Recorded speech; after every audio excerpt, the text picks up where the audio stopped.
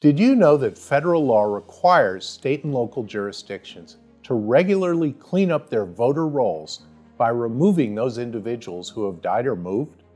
You would think that states would want to keep their voter rolls clean and would want to follow the law.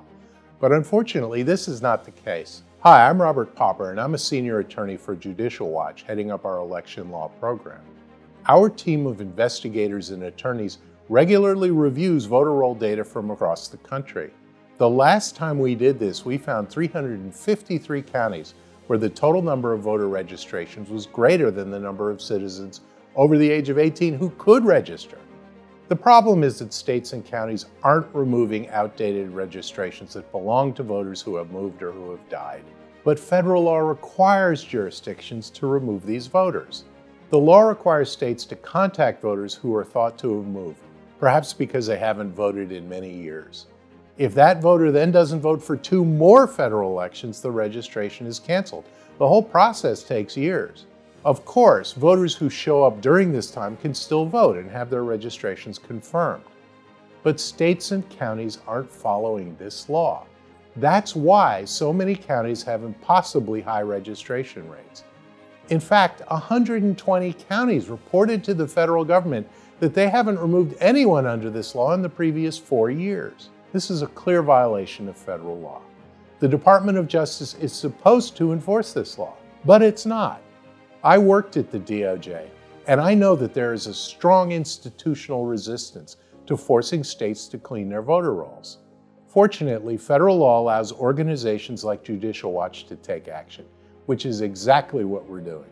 We send warning letters to delinquent states and counties around the country, demanding that they start enforcing federal law.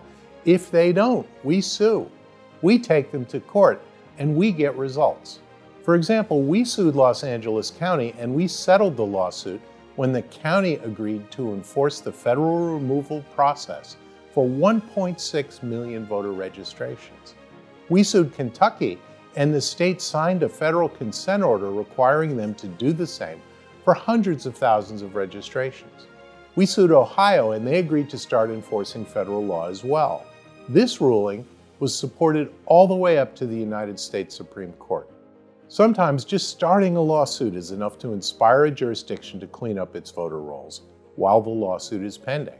For example, after we sued North Carolina, the state voluntarily reduced the number of registrations awaiting removal by 430,000 registrations, or by about 36%.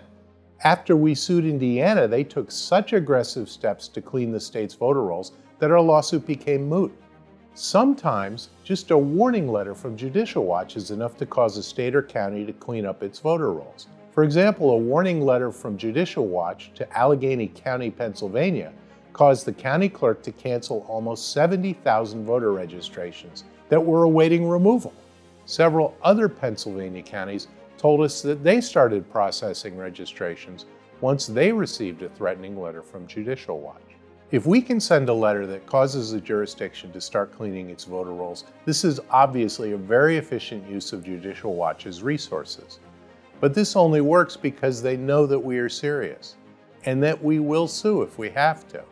We're currently in the middle of major lawsuits in Colorado, New York, and Pennsylvania to force those states to follow federal law on voter list maintenance. Other jurisdictions have been put on notice. These are not the only kinds of election lawsuits we file. For example, we successfully challenged Maryland's hyper-partisan Democratic congressional gerrymander on the grounds that it violated the state constitution, and we won. We've defended common-sense election integrity measures like voter ID laws in court. We successfully challenged a California law requiring candidates to release their tax returns. We recently sued to set aside an Illinois law that allows ballots to be received after Election Day. And we routinely sue to get a hold of election-related documents that let us see how well states are complying with the law. Judicial Watch has had many successes fighting for clean elections throughout the country, but there is more work to be done. Where others talk, Judicial Watch acts. And this real impact has made Judicial Watch the national leader in fighting for clean elections.